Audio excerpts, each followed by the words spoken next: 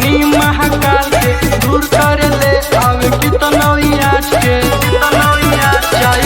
घर के तम झमेला होई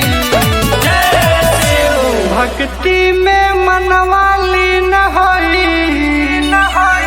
सावन भर जय जय शिव होई भक्ति में मनवाली न होई सावन भर जय जय शिव होई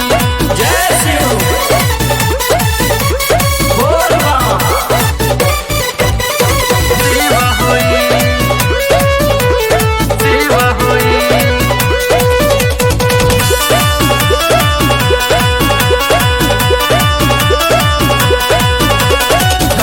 कवरिया कवरिया में जल बा गेरुआ के गमछा इतनवा उतान बा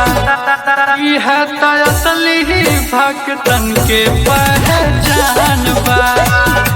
यह असली भक्तन के पहचान बा जल चारी तक तनो दे रही भक्ति में मनवाली न होई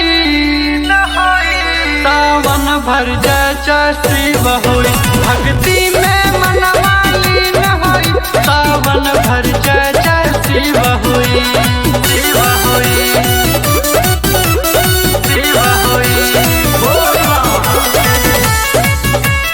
जय शिव नाता करे ले हो बाबा जी भांग के रक्षा करे ले हो दुनिया जहान के करी लेना ताही लेना भक्तिया पमान के करी लेना ताही लेना भक्तिया पमान के हर दे हट गलत बोल दे